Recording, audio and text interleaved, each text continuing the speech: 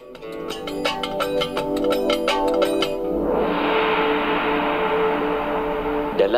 kehidupan kita, kita mahukan kejayaan. Kita tidak mahukan kegagalan, kan, tuan-puan sekalian, ayah ibu.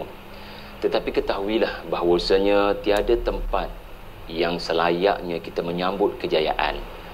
Tiada tempat yang sepatutnya kita mengelakkan kegagalan, melainkan di padang mahsyar. Didiklah anak-anak kita dengan ayat-ayat berikut. Bismillahirrahmanirrahim.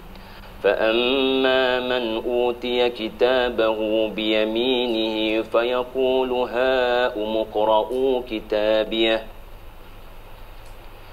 إِنِّي ظَنَنْتُ أَنِّي مُلَاقٍ حِسَابِيَهْ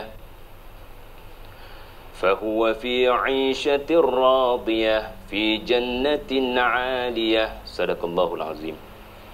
Inilah tempat yang sepatutnya kita sambut convocation. Ya, ada masa kita berjaya di dunia, tetapi apa makna berjaya di dunia kalau tidak berjaya di padang mahsyar? Apa yang bakal anda saksikan ini adalah panorama yang benar-benar fakta daripada masa depan. Allah memaparkan adanya manusia yang menerima kitab catatan amal dari tangan kanan. Maknanya apa? Seseorang itu sudah boleh tahu apa yang terkandung dalam buku catatan amal dengan dari arah tangan mana buku itu diberikan. Dan bayangkan apa yang Allah Ta'ala terangkan, di mana apabila orang mukmin menerima buku catatan amal dari arah tangan kanan, dia tak buka pun lagi. Tidak pun lagi si mukmin itu membuka kitab mereka. Fa amma man utiya kitabahu biyaminihi, dia menerima kitab dari tangan kanan, tak buka pun lagi sebab dia dah tahu dah bila dapat buku dari tangan kanan itu menunjukkan dia menerima hisab yang mudah. Dia tidak akan banyak ditanya oleh Allah Azza wa Jalla. Dan bayangkan tuan-tuan, bila anda berjaya, ya, anda melalui satu peperiksaan, sama ada peperiksaan zaman sekolah-sekolah ke peperiksaan untuk dapatkan peluang pekerjaan, ke peperiksaan kenaikan pangkat jawatan, ke viva ke, kan. Apakah perasaan seorang yang bimbang dia boleh lulus ke tidak, tiba-tiba keputusannya lulus, bahkan cemerlang. Barangkali penerima keputusan cemerlang itu terkejut dengan keputusan, tetapi apa yang pasti akan berlaku adalah viral. Penerima kejayaan pasti akan melakukan viral, tularkan kejayaannya. Tengok ni, saya dah berjaya dah. Ya, saya harap kamu semua pun ada inspirasi untuk follow saya. Naluri manusia untuk berkongsi, untuk sharing, tagging, liking, itu naluri manusia. Tetapi fikirkan sejenak, di manakah tempat sepatutnya kita melakukan ini? Tempat yang sepatutnya kita lakukan adalah di sana nanti. So jangan duk bijak sini, kena bijak sana juga. Di mana Allah Ta'ala merakamkan ha'umuqra'u kitabiyah. Ni, saya punya buku catatan ni, tengok-tengok belaka ni. Saya dah berjaya dah. Saya dah berjaya masuk ke syurga. Adakah ada kejayaan yang lebih besar daripada masuk ke syurga? Fikirkan, adakah ada kejayaan lebih besar daripada masuk ke syurga? Itulah kejayaan hakiki. Itulah kemuncak sebenar kejayaan. Dan ucapan mukmin ini adalah, inni zanantu anni mulaqin hisabiyah. Saya dah rasa di dunia lagi yang saya akan bertemu dengan hari ini. Zanantu ini bukan rasa. Zanantu ini adalah meyakini. Sebab saya dapat buku yang mana keputusan saya cemerlang ni adalah kerana di dunia dulu zanantu anni mulaqin hisabiyah. Saya memang yakin betul saya akan datang juga di hari ini. Saya tidak dustakan adanya kehidupan selepas kematian dan adanya hisab selepas dihidupkan. Alhamdulillah, berbaloi saya percaya.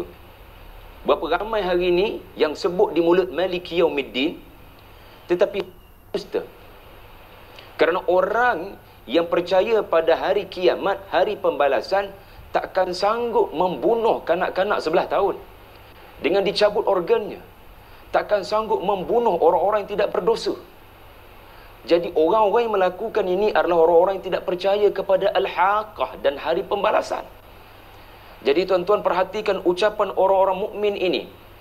Dan selepas dia mengucapkan ucapan tadi, terus dia naik lift ke syurga. Seolah-olah begitu. Malaikat escortnya dan malaikat memberikan tiket VVIP, saudara tak payah beratur lama dah. Saudara dah dapat keputusan dan perjalanan ke syurga ni jauh. Ikut timingnya lama nak sampai. Tetapi mari kami bawa kamu naik kenderaan khusus untuk terus pergi ke syurga. Fahuwa fi 'ishatir radiyah. Perhatikan perkataan fa. Maknanya habis saja dia kata ni, tengok ni keputusan saya ni. Dia kongsikan dengan penuh sukacita kepada kawan-kawan yang belum lagi dihisap. Dan juga bila dia dedah keputusannya dan kegembiraannya, yang orang-orang kafir sebelah sana pun lagi sakit hati. Kerana mereka risau dengan apa yang bakal mereka disoal. Jadi sebaik saja mereka ucap, malaikat berkata, tak payah tunggu lama-lama dah kat sini. Tempat kamu bukan di sini. Maka terus, inna ashabal jannati liyawma fi syughulin fakihun. Ya, terus mereka diangkut naik ke syurga, dan bila saja mereka sampai di sana, apa yang mereka saksikan adalah radiyah. Allah tak gambarkan apa yang ada di syurga. Allah gambarkan perasaan kita bila berada di syurga, di mana tak ada perkara yang kita lihat melainkan sangat memuaskan hati. Tuan-tuan, dalam hidup ni ada tak benda yang sangat memuaskan hati anda? Kadang-kadang susah. Awalnya semuanya memuaskan, ia adalah kepuasan. Tetapi kita ni macam kanak-kanak. Kalau dah 2, 3, 4 bulan, akhirnya datang rasa bosan. Tapi syurga diterangkan Allah dengan hanya satu kalimat, radiyah. Kekal berpuas hati tanpa kebosanan. Phone yang kita ada ni akan datang satu ketika kita akan rasa bosan pun, and then kita tukar yang lain.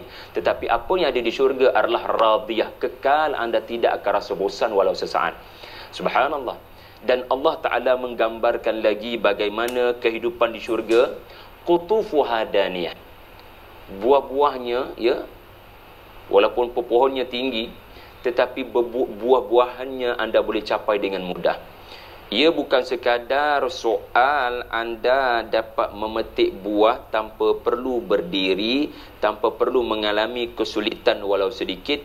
Ia adalah gambaran daripada Allah mengenai ahli syurga akan dapat apa jua yang mereka mahu tanpa sebarang kesulitan.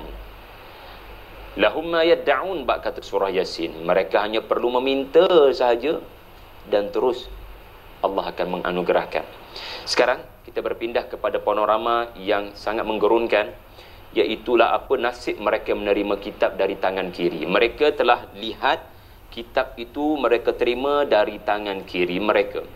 Lalu ucapan mereka adalah Bismillahirrahmanirrahim. Wa amma man utiya kitabahu bishimalihi fayaqulu ya laitani lam uta kitabiyah wa lam adri ma hisabiyah ya laitaha kanatil qadiyah ma aghna anni maliyah halaka anni sultaniyah. Sadaqallahul azim. Perhatikan tuan-tuan. Pertama sekali yang akan dialami oleh orang-orang kafir, wala Allahumma la taj'alna minhum, adalah mereka akan berkata, alangkah baiknya kalau saya tidak diberikan kitab catatan amal. Maksudnya apa? Alangkah baiknya kalau saya tidak terima kitab catatan amal, kerana cara kitab itu diberikan sudah menghasilkan depres, sudah menghasilkan satu perasaan nak bunuh diri. Kerana Allah sudah memberitahu hint kepada apa yang terkandung di dalam kitab dan apa yang bakal berlangsung dalam mahkamah. Maka sebab itu lelaki yang sama akan berkata, walam adri ma hisabiyah, alangkah baiknya kalau aku tak perlu membuka buku catatan ini. Kenapa? Sangat tebal buku catatan itu. Lam adri ma hisabiyah, kalaulah aku tak perlu beratur panjang untuk menunggu giliran bagi disiasat dan disoal oleh Allah. Kalaulah aku tidak perlu ditanya terlalu banyak soalan, tetapi hakikat yang akan berlaku, Lelaki kafir ini akan merana, sebelum merana abadi di dalam neraka, dia akan merana buat sementara. Pertama kerana menunggu giliran yang begitu lama untuk dihisap. Dan bila dihisap pula, proses hisap itu menjadi sulit dan panjang. Bayangkan sengsara dan azab yang berlaku kepada ahli neraka sebelum mereka ke dalam neraka. Lalu pada waktu ini, tuan-tuan bayangkan, tak buka kitab lagi ni. Tak masuk dalam mahkamah Allah Ta'ala lagi. Belum Allah tanya satu persatu tentang apa yang kamu buat. Belum lagi tuan-tuan, buku ni tak buka pun lagi. Hanya baru terima buku dari tangan kiri. Lelaki ini sudah berkata, mana kematian datanglah kamu. Wa yad'u thubura wa yasla sa'ira. Lelaki ini sudah mahu supaya bunuh diri dibenarkan. Lelaki ini sudah mahu mati itu datang sekarang. Dia tak sanggup masuk mahkamah. Itu baru tak sanggup masuk mahkamah. Belum lagi tak sanggup masuk dalam api neraka. Sebab itu lelaki ni kata, ya laitaha kanatil qadiyah. Kalaulah kematian aku dulu di dunia memutuskan, qadiyah, qadi, memutuskan bahawasanya aku hanya mati dan tidak akan bangun hidup lagi, alangkah baiknya. Tetapi itulah perkara yang mustahil. Dulu kamu tak percaya, sekarang baru kamu nak percaya. Maka segalanya sudah terlambat, wahai kafir. Maka ketika dia berada di dalam keadaan yang sudah tidak bermaya, dan lelaki ini mula menyesal atas apa yang dia telah lakukan di dunia, di mana hartanya kaya raya tetapi tidak pernah dirasai harta itu oleh orang-orang miskin. Dan dia adalah seorang yang berkuasa. Ma aghna anni maliyah, hartanya hebat. Halaka anni sultaniyah, kesultanannya maksudnya kekuasaannya. Pengikutnya ramai, jawatannya tinggi, pangkatnya besar. Tetapi tiada langsung digunakan untuk berbekal dengan akhirat. Jadi orang ni mula menyesal waktu ni, mahu bertaubat, tidak diterima oleh Allah Azza wa Jalla. Lalu akhirnya ketika dia tidak bermaya, Allah berfirman, khuduhu faghulluh, ambil dia. Terjemahan kata tangkap. Ya, terjemahan kata tangkap. Tangkap ni tuan-tuan, kalau polis nak pergi tangkap, ada kemungkinan tak yang nak ditangkap itu ada usaha melarikan diri? Ada usaha melarikan diri. Ya. Jadi terjemahan tangkap tu tak berapa tepat. Maka kita ambil terjemahan yang betul-betul khuduh, itu bermakna ambil dia, sebab dia dah tak bermaya. Maknanya mudah je nak diheret. Dia dah tak bermaya. Mudah saja untuk diheret. Kalau tangkap, dia masih lagi boleh berdegil dan melarikan diri. Jadi ada banyak lagi yang menggerunkan. InsyaAllah kita akan kupas sebentar lagi. Kenapa pendek benar ni? Ustaz, kami boleh baca satu nafas je ni, 3-4 ayat ni. Inilah yang disebut oleh Allah, kitabun anzalnahu ilaik mubarakun liyadabbaru ayatihi. Allah jadikan ayat-ayat itu pendek atau panjang, tujuannya supaya lepas kamu berhenti, sebelum kamu baca next ayat, kamu melakukan tadabbur. Dan saya telah nyatakan tadi, tadabbur adalah mengaktifkan 3 perkara. Pertama, pendengaran. Maknanya ulang balik ayat tu. Ulang balik ayat tu. Khuduhu faghulluh. Adakah aku dalam ayat ni? Ulang balik ayat tu. Takut ayat tu sebenarnya dituju kepada kita. Lebih baik kita berjaga-jaga sekarang daripada kita menyesal di sana. Kemudian mengaktifkan penglihatan. Okey, penglihatan kita aktifkan bagaimana? Okey, perkataan dalam terjemahan kata belenggu. Okey, menggunakan mata maknanya membuat kajian. Bagaimana hamba-hamba tawanan dalam lipatan sejarah perhambaan. Kita buat kajian, kita Google barangkali apa makna belenggu. Tuan-tuan, belenggu adalah seperti tangan ini dipaku, dipasung, tangan ini diletak sekali dengan leher, lalu anda barangkali papan atau batu atau apa-apa sahaja, tangan anda disangkut sekali dengan leher, dan fikirkan menggunakan mata ni, makna anda lihat gambar ilustrasi apa yang berlaku kepada hamba-hamba tawanan dahulu, dan anda fikirkan kenapa raja-raja yang begitu zalim ini melakukan sebegitu. Ini cerita raja-raja di dunia lah. Rupa-rupanya antaranya sebab supaya dia tak tahu apa akan berlaku pada tubuh dia di bawah.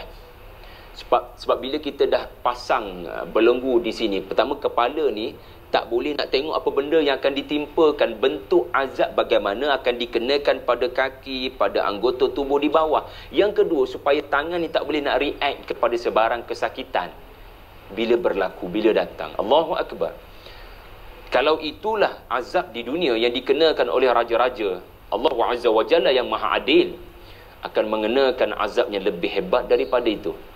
Jadi dalam neraka, bayangkan belenggu itu menyebabkan anda tak tahu apa bentuk azab, dari arah mana serangan azab itu datang. Belenggu itu menyebabkan anda tidak boleh melihat ke bawah dan tangan anda pula tidak boleh react untuk menepis serangan azab berkenaan. Allahu Akbar. Dan perhatikan perkataan thumma pada ayat yang ke-31 dan thumma sekali lagi pada ayat 32, tuan-tuan sekalian. Kita kena ingat thumma ini merujuk kepada proses yang mengambil masa yang lama, kemudian something happen lagi. Ini menunjukkan ahli-ahli neraka semasa di padang mahsyar, mereka telah dibelenggu, dan dalam perjalanan mereka ke neraka, perjalanan mereka sangatlah thumma. Thumma ni maknanya perjalanan mereka sebelum something yang lain berlaku mengambil masa yang lama. Merana berjalan jauh dalam keadaan terbelenggu. Itu tak sampai ke neraka lagi. Mereka diheret, dipaksa berjalan dalam satu bentuk perjalanan yang sangat lama dan tak sampai pun lagi ke neraka. Dan akhirnya, selepas sampai ke neraka, mereka dihumban, mereka dicampakkan, mereka dibakar. Dan kita kalau baca suratul Mulk, surah sebelum Al-Qalam dan surah Al-Haqqah, kita diterangkan tentang ahli neraka ini salluh. Mereka dihumban dari atas ke bawah. Dan Allah Ta'ala menggunakan perkataan thumma. Thumma menunjukkan proses jatuh dari atas ke bawah pun mengambil masa yang lama sebelum yang lain berlaku. Dan selepas lama, bayangkan terjun dari tempat yang sangat tinggi sehingga nak sampai ke darat itu punyalah lama. Bila sampai ke bawah, bayangkan retak tulang-tulang dan reput segala apa yang ada di dalam tubuh. Tetapi fulan bin fulan masih hidup, tak mati. Tiba-tiba terkena api neraka, mahu melarikan diri. Thumma yang seterusnya berlaku, di mana akan dibelit seluruh tubuhnya dengan rantai besi sepanjang 70 hasta. Ini menunjukkan sepanjang dia berada di dalam neraka, dia tidak akan mati. Kenapa? Kalau orang tu dah mati kena api neraka, apa guna dibelit lagi dengan besi? Tetapi ini menunjukkan ahli neraka tidak akan mati, dan kesakitannya akan ditambah dengan cara belitan besi panas untuk menghangatkan lagi panasnya api neraka yang terkena tubuhnya. Allahumma la taj'alna minhum. Akhir sekali,